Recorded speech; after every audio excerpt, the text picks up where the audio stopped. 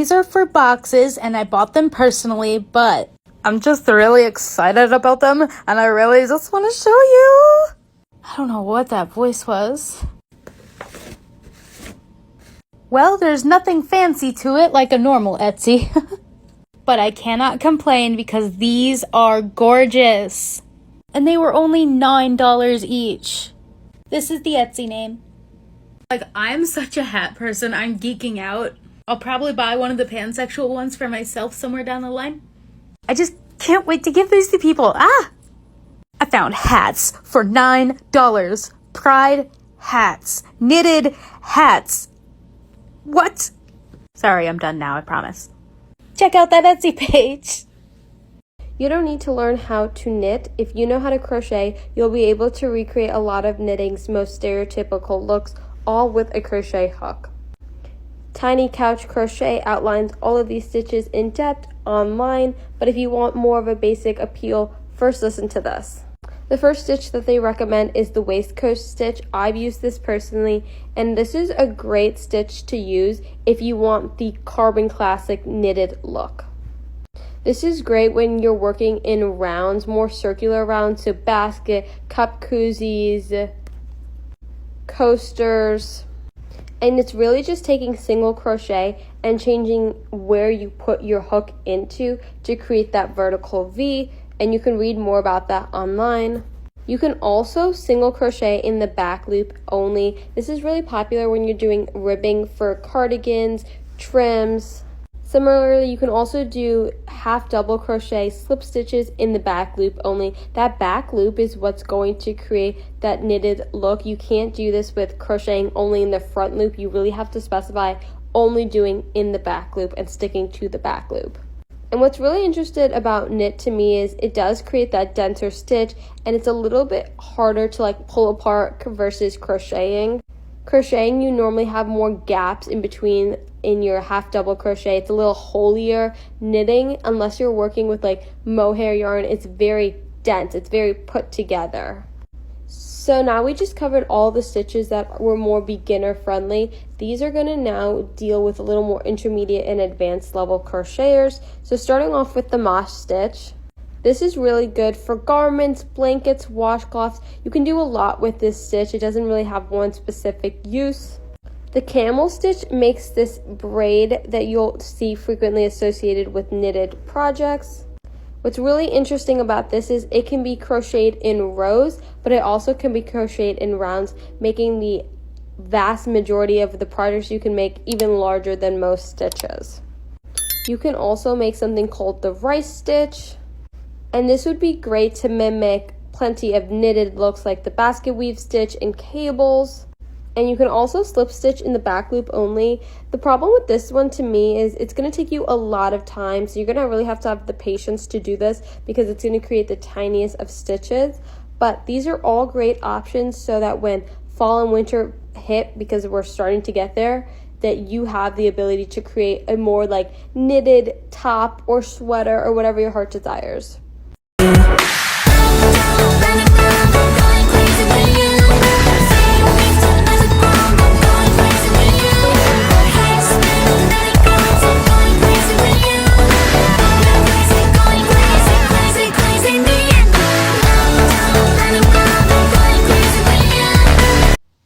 So first I'm going to answer a couple questions that I got a lot. How long is it? It's over 6 feet long total. I haven't fully measured it, but it's wider than my wingspan. And before I did November, December, it was at like 5'11". So just it's over 6 feet. 1 row equals 1 day. So after the snake's head, this is January 1st, 2022. And second, third, so all the way down. And then each month is separated by a band of white.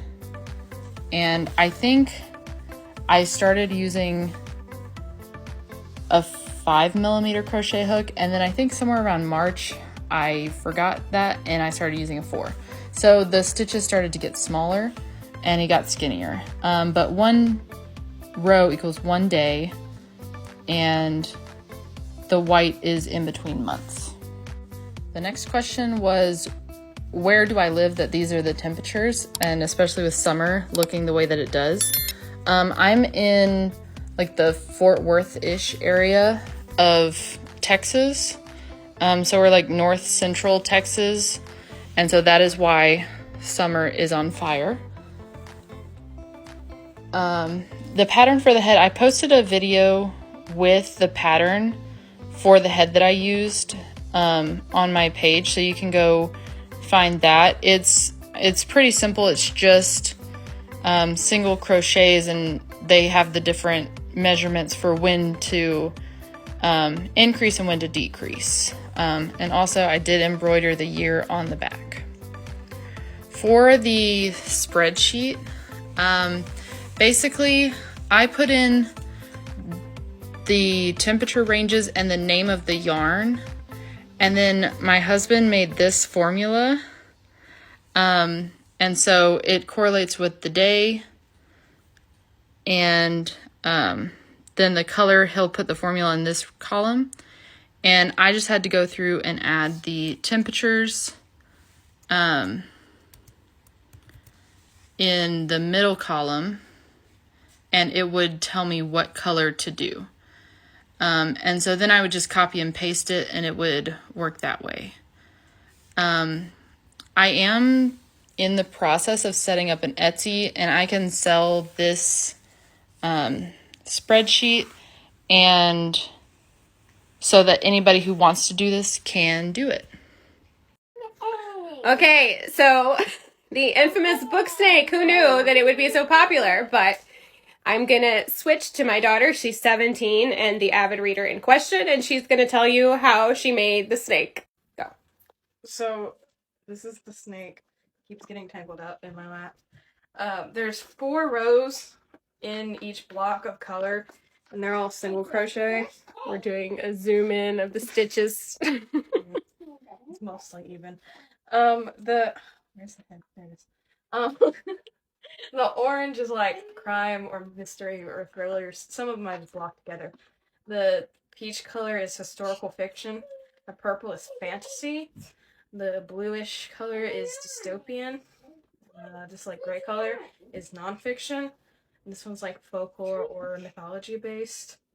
Where's the next color? That one's. Oh, I forgot to say. This one's fairy tale retelling. Don't you have a nonfiction like one? Is that the green? It's this one. I've read a few. They're all school books. No, school books. The ones Mom makes her read. This one, yeah. These are our history books we finished 10 months ago. And she's read how many books this year so far? 85. 85. I said 84 earlier to someone, but she finished one today. I did. And we're 6 months in. Hold it up. There it is. I'll do a zoom in of the head. Is the head single crochet too? All single crochet. Hey guys, I'm going to show you guys my collection of crochet hats that aren't the right size. This is the first one I ever made. It's like it was supposed to be a strawberry hat. Doesn't fit. Too small. Then this one took me all day yesterday, and as you can tell, it is too big. I still think this one is a little bit cute. It just looks like a bowl. So this one's too small and this one's too big. What the fuck? You like my hats? Okay.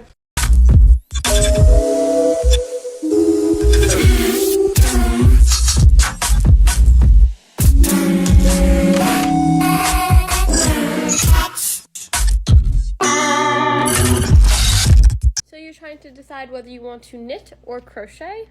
So let's break down which one is better for you. First off, with crocheting, you only need 1 hook. With knitting, you'll need 2 needles. Either way, though, these are normally sold in packs, so it's about the same price whether you get 1 crochet hook or 1 set of knitting needles. Crocheting projects are normally less stretchy versus knitting projects are made with stitches that look like upside down V's, and they'll actually stretch more, making them more ideal if you're trying to crochet or if you're trying to create like sweaters, because they'll eventually stretch out. You can block in crochet, and that's what's going to make this project appear wider. It's going to stretch it out initially and then become a lot like looser fitting. It'll look a little bit less like stiff, but there's no like sense of like being able to then stretch your project out after that. When it comes to level of difficulty though, both of them are going to be difficult in some way or some shape, especially if you're new to both of them, just because you have to understand how to hold the proper tool, whether it's the needle or the hook, how to wrap around, how to learn how to do the different stitches. Now with knitting, there are fewer stitches. I think there's only like 2, versus when you're crocheting, there's like 1,000 different types of stitches, which also works because then you have beginner-friendly stitches, intermediate-friendly stitches, and advanced stitches. But as this is pointing out, crochet projects and knitting projects will be very similar in difficulty because it's just the initial learning curve that you have to master before you're able to say, okay, one's easier than the other. However, a lot of people have said that they find crocheting easier than knitting, but again, I think that's just a level of personal preference and what you start off with, what you're used to, da-da-da. I'm rating my crochet hats on the likelihood that I'll wear them outside of the house. I only started crocheting a year ago, so please don't come for me. This is a 10 out of 10 only if you're at an airport because these are obviously clouds in the sky. I did wear this to the airport and I got so many compliments. Ignore my dogs, please. I'm gonna say 10 out of 10 because I did wear it on the 4th of July, but it's kind of out there. Hello? I cannot for the life of me figure out if I like this or not. Sometimes I'm like, oh, it's cute, and sometimes I actually hate it. So, I don't know. I love this hat. I'm obsessed with this strawberry bucket hat. But I've never worn it out of the house, and I don't know where or why I would wear a strawberry bucket hat unless I'm going to go pick strawberries, and I don't know where to do that. Hello? I don't know where to do that. So, guess wearing it out of the house would be a 2 out of 10, but I love it. I made this one day because I was bored, and I love Phineas and Ferb. But I've never worn it, and I don't know, I don't have an outfit in mind, so 1 out of 10. This is the second hat I ever made, so it's super janky, but it's a pumpkin. So cute. My dad wore it and he got a bunch of compliments. Would I wear it? Maybe if I redo it, because the way this is huge. 8 out of 10 on Halloween. Which one is your favorite? And let me know if you want a part 2 because I definitely have more. Welcome to making a 2023 reading snake with me. So I did all the colors based on the type of books I typically read. Here I am making the head, which will be white, and there will be a white dividing line in between every book. There will be 5 rows per color per book. So here's what the finished head looks like. And then the first book I read was I'm Glad My Mom Died by Jeanette McCurdy. So I'm adding blue for a nonfiction book. Loved this book. It was great. It was deep. The next book is Hope, the book by Amanda Berry and Gina De Jesus. Also loved this book. It was a little intense at times, but I'm from Cleveland, so this really hit home for me. So I'm adding another blue row, which is taking a while. And then next I read the Five Nights at Freddy's Fazbear Frights graphic novel, so I'm adding a light peachy orange here, because it is 2023 and the FNAF lore still has me in its deathly grip.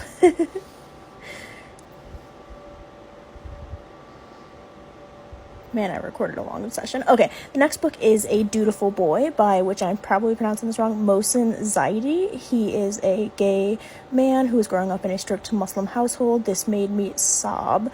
This was a beautiful story. I highly recommend it for anyone.